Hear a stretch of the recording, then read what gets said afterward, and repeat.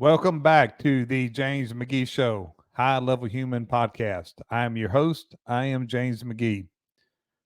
On this episode, I will be breaking down, after months of research, I will be breaking down the Goerge Floyd incident and the new evidence that has come out that has, in my opinion, based on the facts, has put 4 innocent men in prison.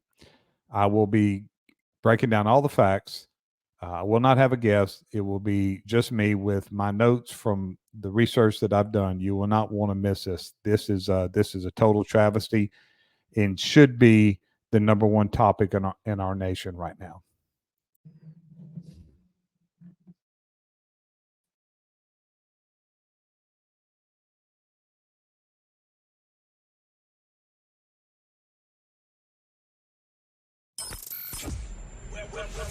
Welcome to the High Level Human Podcast, a production of the James McGee Show. With your host, James McGee. He pulls no punches. He's in your face, and he keeps it real. Join him for candid discussions about life, leadership, and living the life of a high-level human. On May 25th, 2020, our nation changed forever. A photo became viral, what appeared to be a Minneapolis police officer kneeling on the neck of a man who was handcuffed. That also was Derek Chauvin. The handcuffed man, the arrestee, was Goerge Floyd. Floyd died in the custody of the Minneapolis Police Department. Weeks of demonstrations after this incident ensued over 140 U.S. cities and in other parts of the world. This was bigger than any use of force incident in history. I started my career in the early 90s, right after the Rodney King incident. It was bigger than that. Based on the photo that we were showed, that our nation was showed by the media, there was no defense to this act.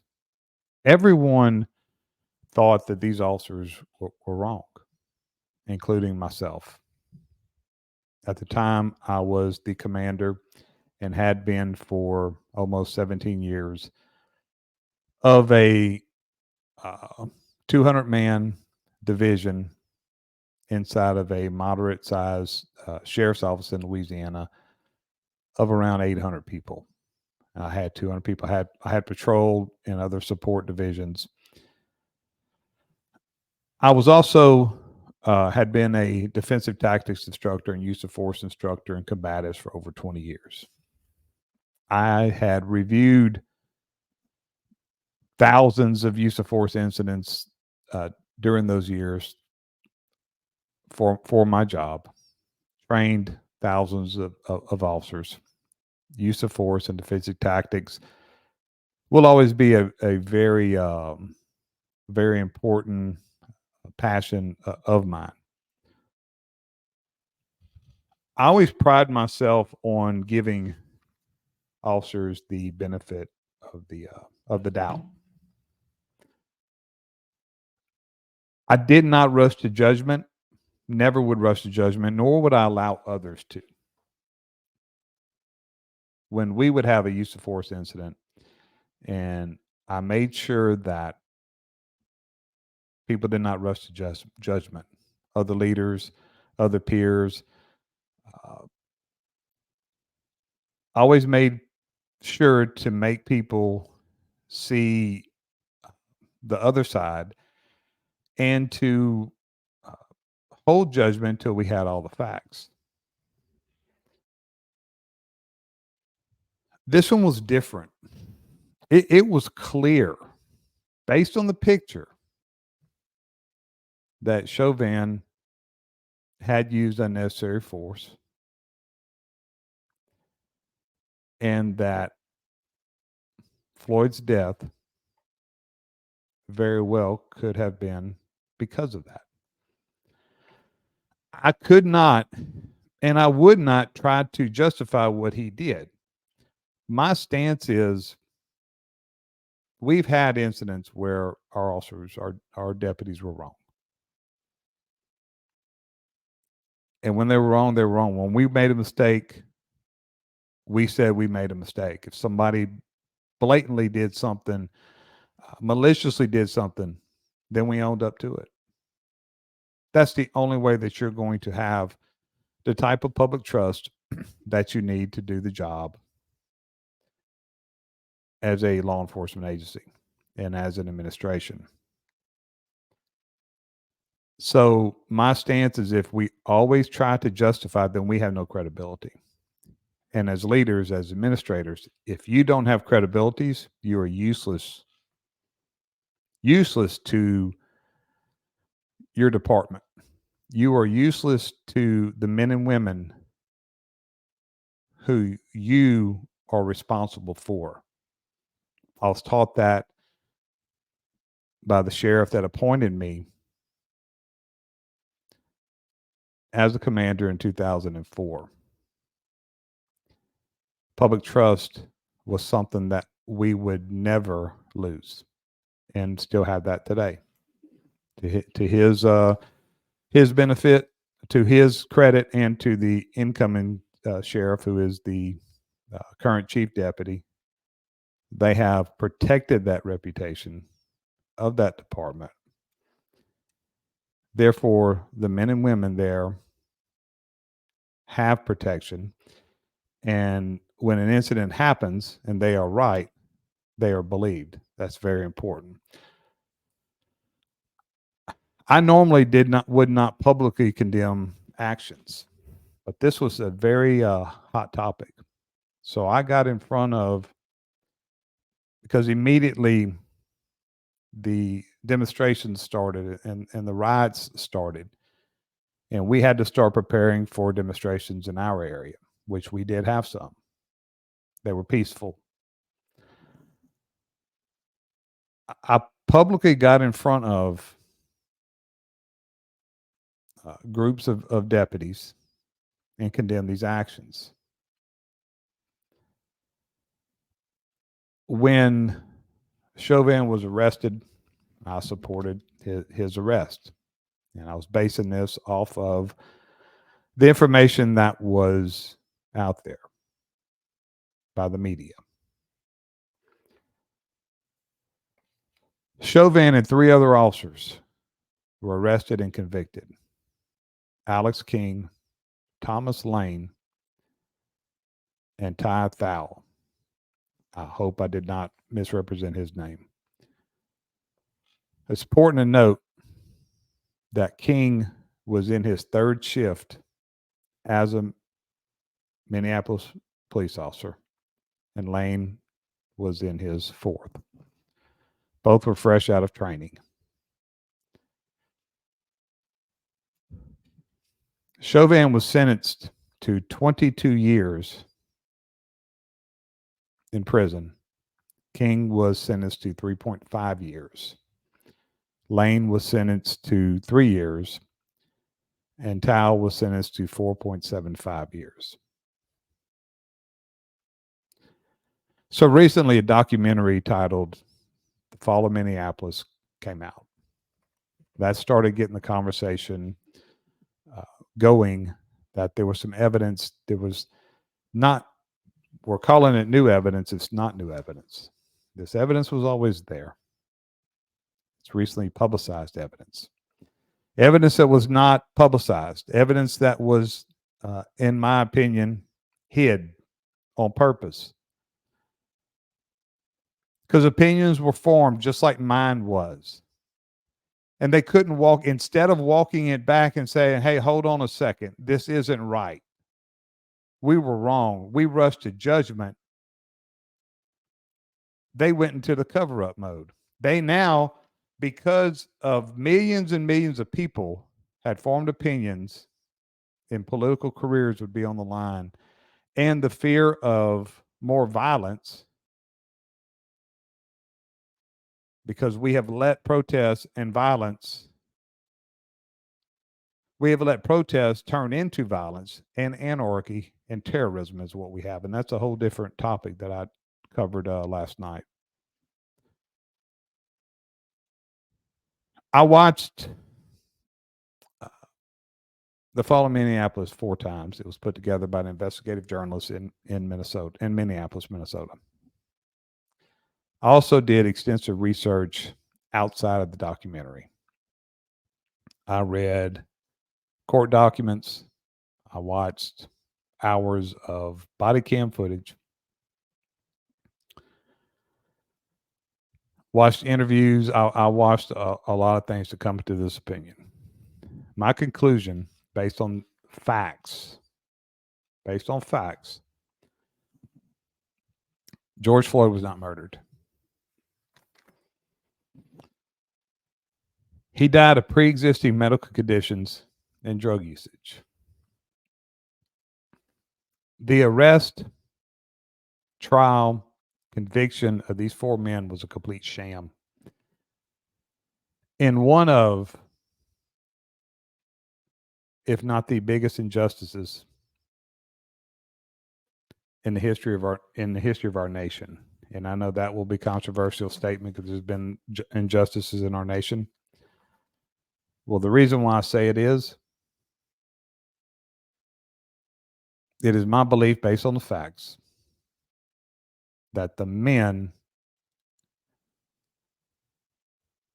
who made these decisions knew this wasn't right. Sometimes injustices happen. It's unfortunate. It's devastating. But I've never seen one where the intent was to put innocent men in prison, and that's what happened here. And I'm basing that statement on facts. What we know about George Floyd. Floyd was a lifelong criminal with criminal convictions of some very violent crimes. But Floyd's past, with the exception of his drug usage and his health issues that are pertinent here, his past is not relevant, is irrelevant to me, in my opinion, in the opinions that I have formed off based on the facts. I'm not putting him on trial. There's a lot of things that I will not get into, and his past will be one of them. Do your own research on that. I'm sticking to the facts of this incident that happened when George Floyd died, and I'm sticking to the facts of the trial and the evidence, the lies that were told, and the evidence that could have, and I believe would have, freed these 4 men was purposely excluded. Not putting him on trial, but he was a bad person. He was far from the martyr that he has been portrayed as. But that does not matter. His life mattered just like anybody else's, and his death is tragic. But it's factual, not my opinion, that George Floyd died because of the choices he made, his resisting arrest, his drug usage, and his unhealthy lifestyle that caused some pre-existing medical conditions. George Floyd was not murdered. There is no evidence that he was murdered. There's plenty of evidence that he wasn't. And I will get to that when we talk about the trial.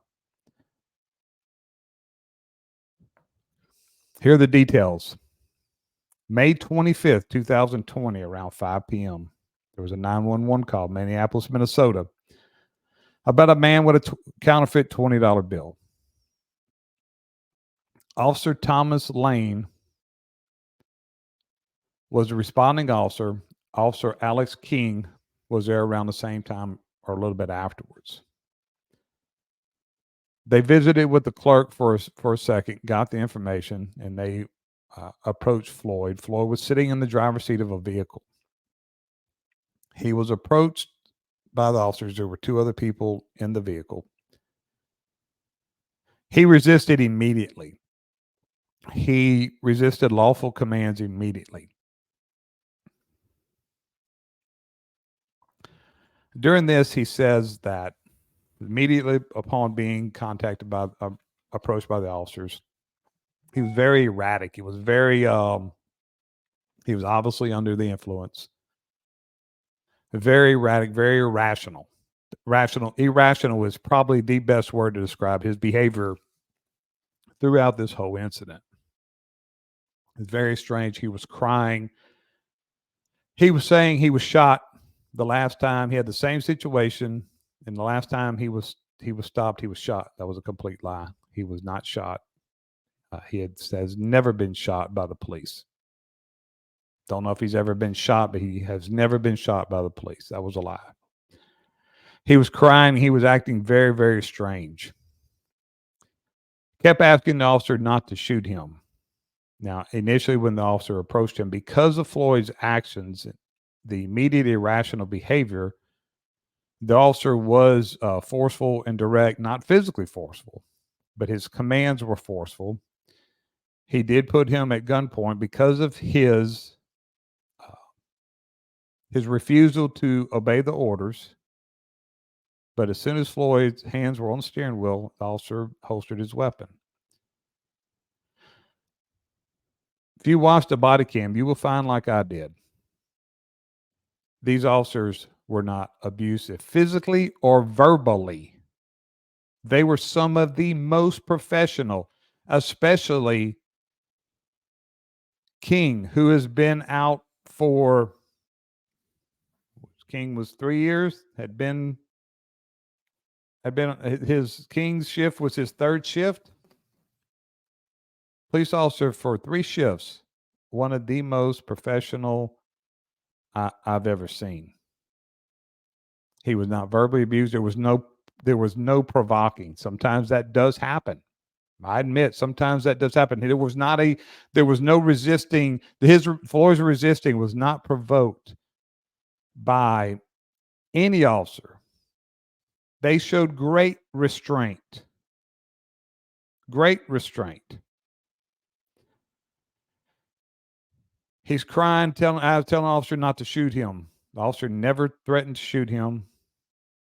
Other than the initial contact, his weapon was holstered. Floyd said he's crying saying, I just lost my mom. That was a lie. His mom died 2 years prior. He was ordered out of the vehicle 8 times. He is taken out of the vehicle. He resists, but they're able to cuff him. At that time, he hadn't thrown any kicks or any punches, but he is physically resisting.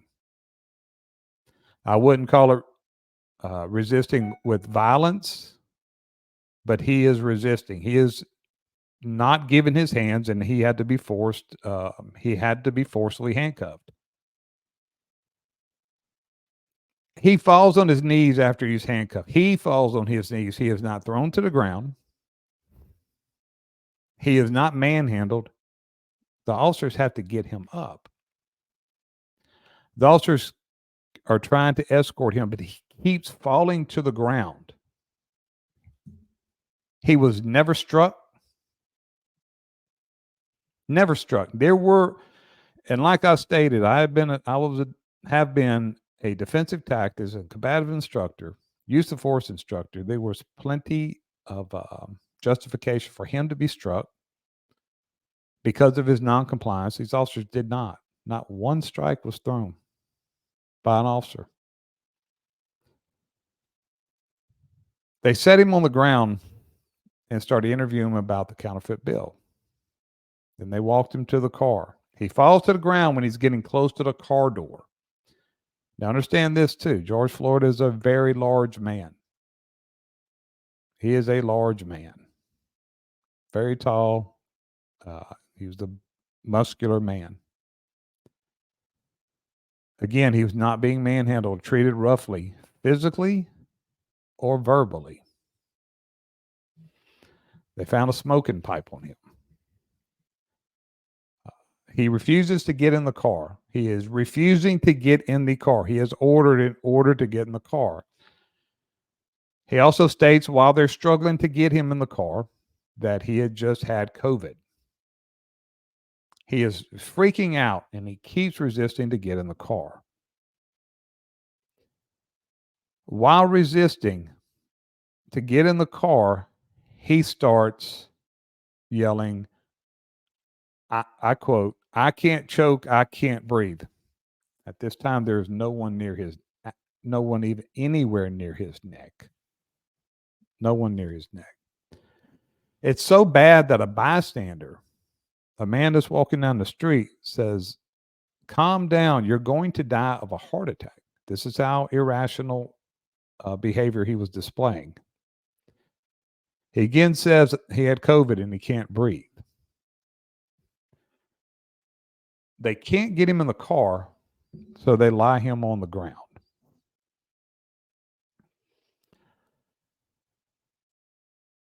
They start realizing that something is wrong. So they call, after he's on the ground, 36 seconds after he is placed on the ground, they call EMS. So at this time, Chauvin and Tao is there also. Now, one of them suggests that they used what is called the maximum restraint technique. So what was not known, and I will cover more in depth a little later, is maximum restraint technique is an authorized technique by the Minnesota Police Department and their defensive tactics training, which is exactly what Officer Chauvin did. It is meant for a handcuffed person who is out of control to keep them restrained.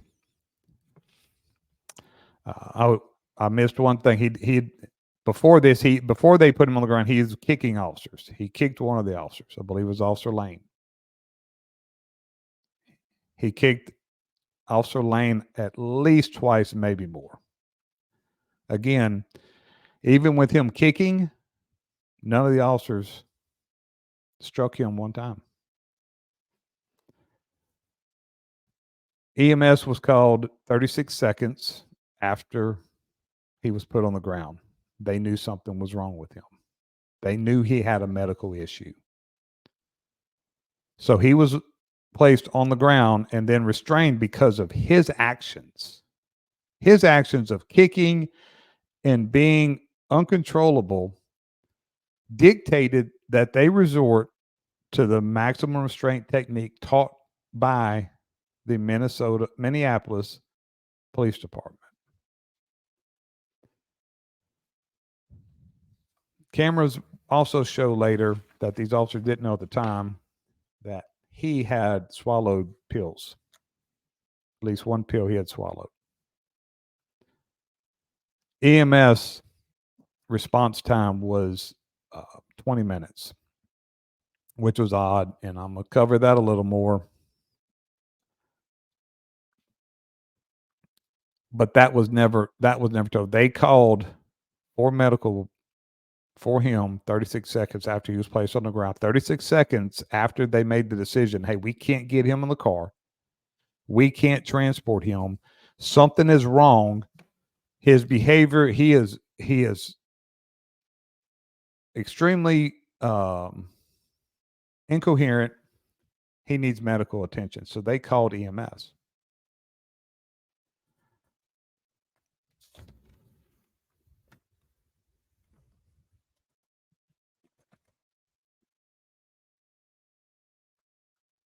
In 2019, it comes out later, in 2019, the same exact incident happens, and it was a mirror image.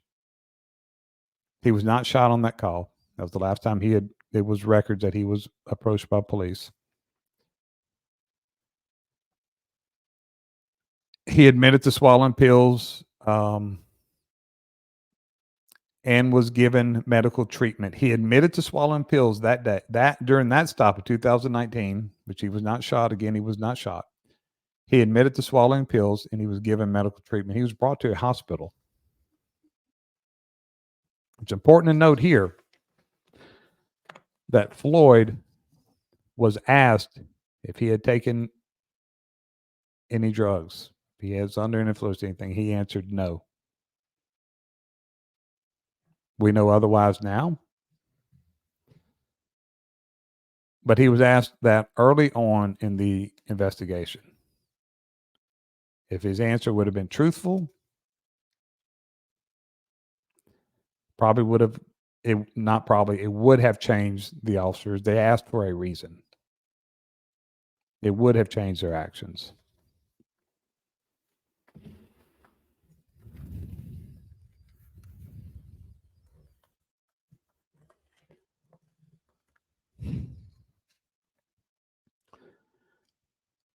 Immediately afterwards, when this photo taken by a bystander, this is a bystander, one angle, this was one angle, one photo, one video from one angle.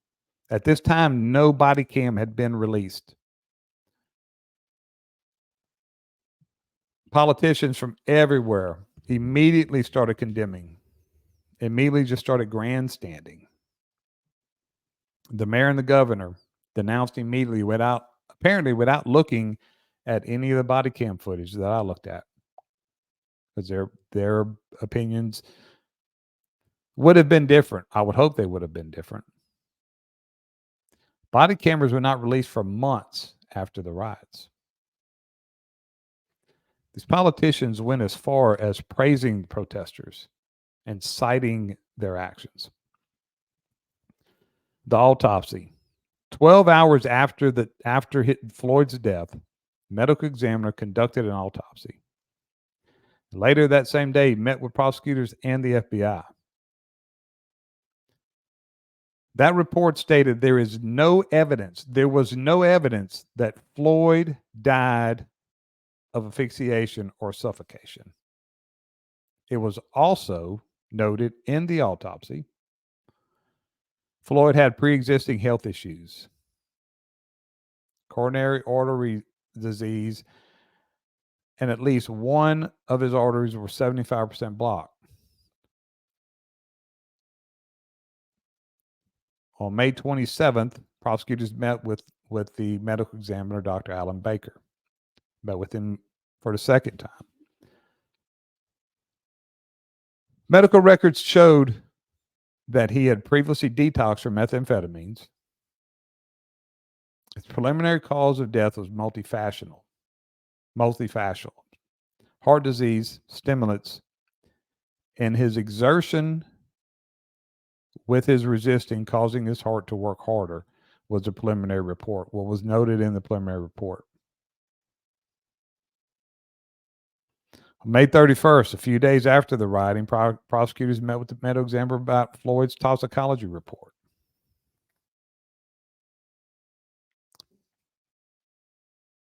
"19 nanograms of methamphetamine was found in Floyd's system.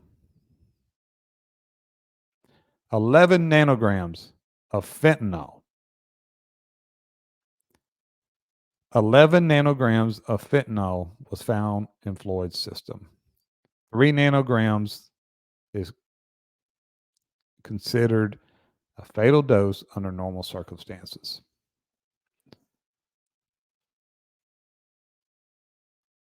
And again, Floyd lied to the officers about his drug usage.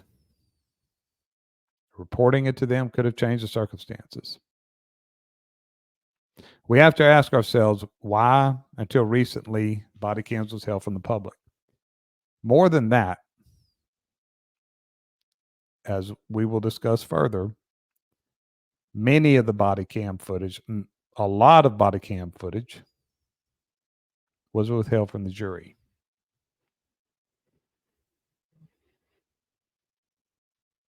Officer Lane was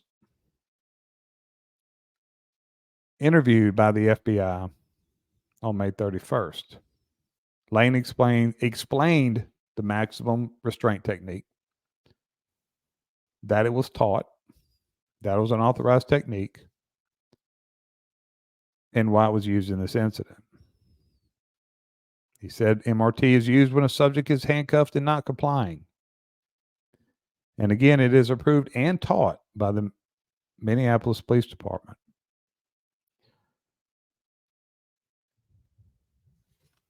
Something else that is very important that was not reported and was not allowed at trial. Lane, the initial officer who had been on shift for less than a week,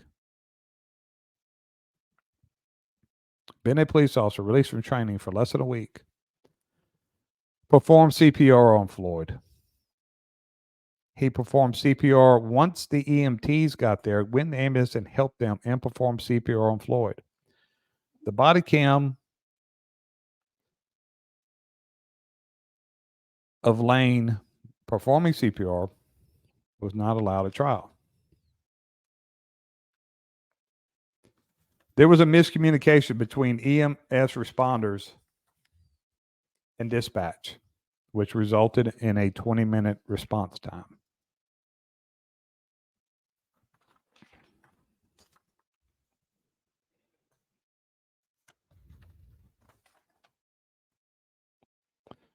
On June 1st, attorney Ben Crump, who is famously known to appear when these kind of incidents happen, releases an independent autopsy.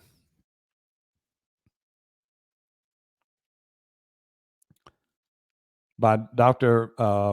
Michael Baden.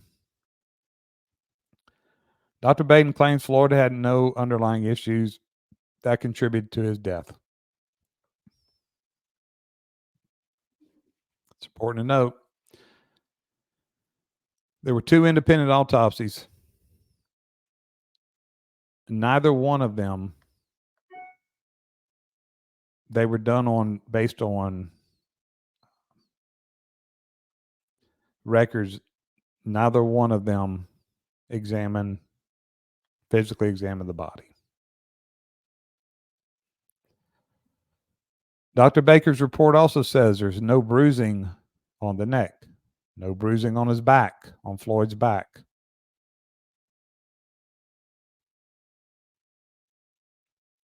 He also says most cases of untreated hypertension, which Floyd had, can put you at risk for death. He again says certain intoxicants can exasperate and increase risk of death. He also notes that deaths have been certified at 3 nanograms of fentanyl, and Floyd had 11. In Dr. Baker's report, states if Floyd was found dead at his home with no other apparent causes, this could be acceptable to call it an overdose. There were no life-threatening injuries as a result of trauma or anything else noted. Not only did neither one of the other two autopsies physically review his Floyd's body, they did not review any pictures or slides. And at the time of June 1st, when this was released by Ben Crump, the toxicology report, they did not have that either.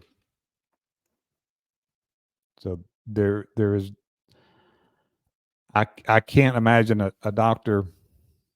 Baden's status placing his reputation on that and going on a limb when there was not enough information for him to make those calls.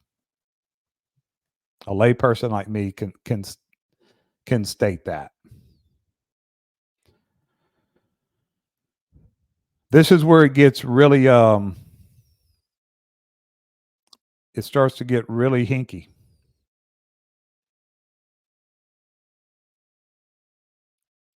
Former Hennepin County prosecutor who was initially involved in the case, Amy Sweezy. She was the one who requested Dr. Baker do the autopsy.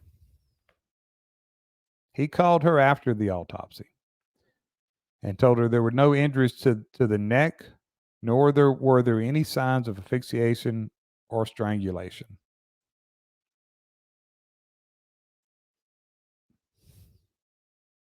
Now, this is after a couple days of rioting. He told her, this is according to Amy Sweezy, has sued. I don't know if it's still pending. She left her job there. And I'm not getting into those things too much because I didn't educate myself enough on that. Let's concentrate on these facts.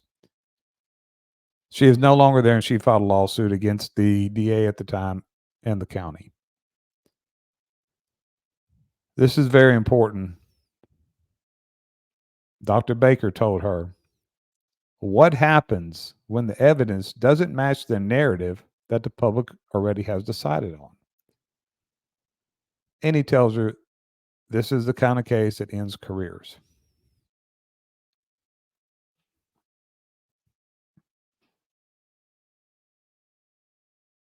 On June 3rd, Minnesota Attorney General announces murder charges against Chauvin, and he also files charges on the other 3 officers.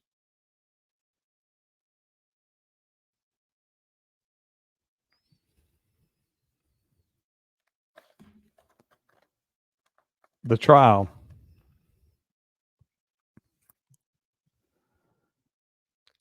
Officer Lane's body-worn camera footage was not allowed at trial. The camera angle shot by a bystander appeared that Chauvin was on the neck of Floyd. Officer King's body camera shows it was on his shoulder blade. That angle showed it was on his shoulder blade, which is consistent. Picture perfect consistent with the training manual. The training manual from the Minnesota Police Department. Minneapolis Police Department. I can call it Minnesota. Minneapolis Police Department. Shows the technique used by Chauvin in the proper angle was textbook. He was not kneeling on Floyd's neck.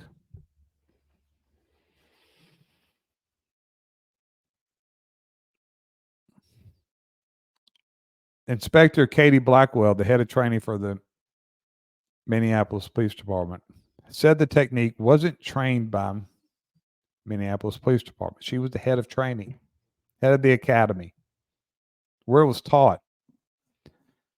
She called it an improvised position. From the footage I saw, she wasn't pressed on the issue, but with the experience I have, what that tells me is that she's going to, what she is trying to say is he did the technique wrong. First off, I saw it. It looked like it was textbook from the textbook. You took the textbook from, you take the textbook and you put it next to him. It looked like it was perfect. So, but even if he had done it wrong, police officers do things in the heat of battle. They may be positioned wrong, but it's still, she lied. That is an approved technique. The Minneapolis police chief got on stand and said that he had never seen that technique before. He was not an outsider who was brought in as chief. He was an insider. That's a lie.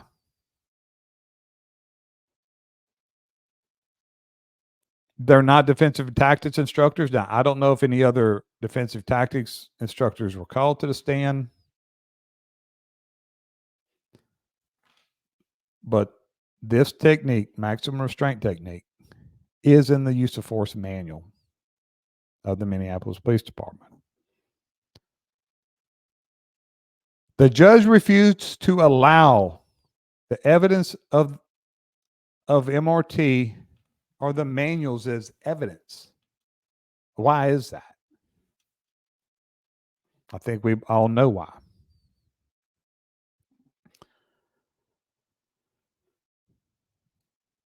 During the trial, protests went on throughout the trial.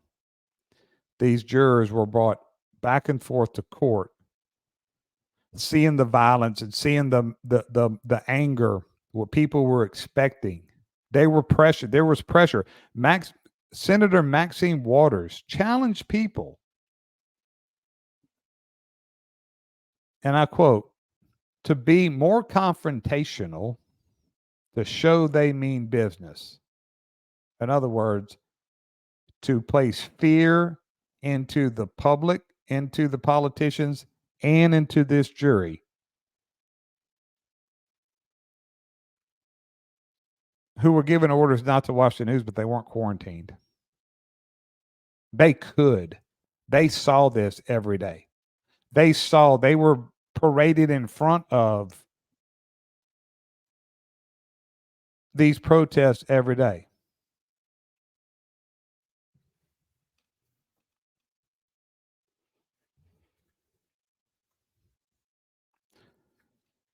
Our system is not perfect. Unfortunately, there are times that innocent people are convicted of crimes they didn't commit. I've seen it. That's never okay. It's never okay. Intent is the difference. This was intent. These group of I won't even call them leaders, knew that these officers did not kill George Floyd. There's no evidence. There was evidence that was withheld. This was a sham trial. Evidence was withheld to get the verdict that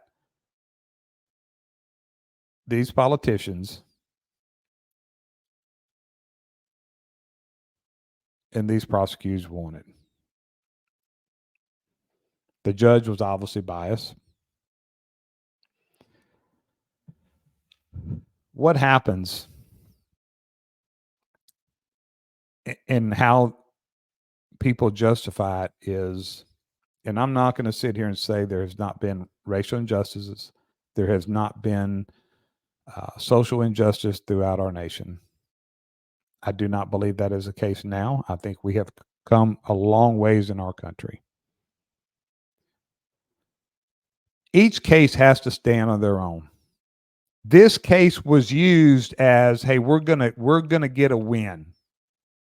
We're going to get the police on this one. For years and years of what has been going on and perceived in their eyes, these officers are going to pay. That is a travesty. It is a crime. It is, and saying it's an injustice is just such an understatement. Each case must stand on their own.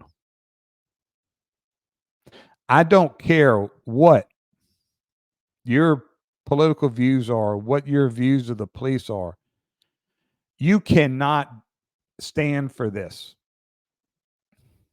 This cannot be okay to anyone.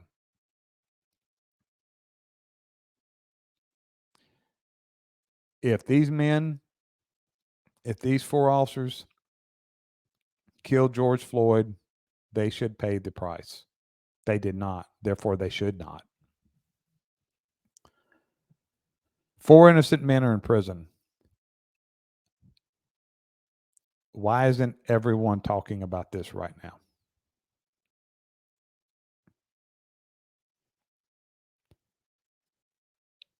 Right now, this week,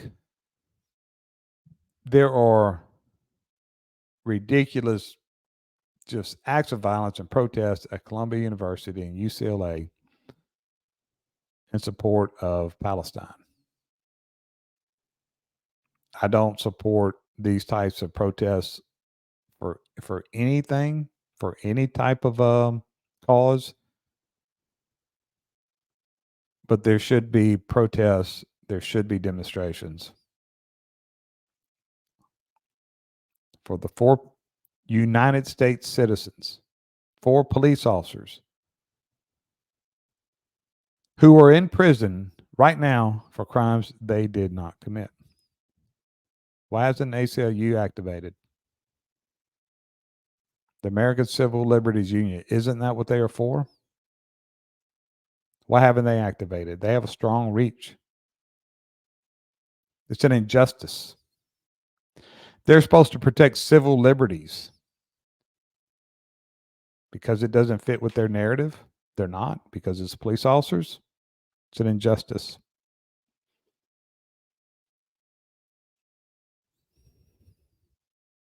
These officers were tried without their faces or their names. They were tried not for their individual actions.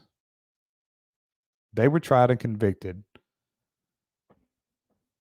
over the system that people have a different perception of than I do. And maybe you do. Maybe you have that perception of it, but it doesn't matter. Our system cannot work this way. Cannot. Our nation must join together and right this wrong. There's absolutely no way we can sit by and allow any innocent person, 4 innocent men, 4 innocent police officers. We as a nation must join together and right this wrong. It is completely wrong what has happened. I challenge each of you to watch The Fall of Minneapolis. Yes, it is a documentary that is pro Minneapolis Police Department and the Minneapolis police officers who are in prison for crimes they didn't commit. But it's factual. You cannot argue with the facts. The facts are there. I challenge you to do your own research and take a stance. These officers were convicted because of political pressure and public pressure. They could be unconvicted because of the same thing. They could be freed because of the same thing. When people see the facts and don't stand for it, we cannot stand for it as a nation.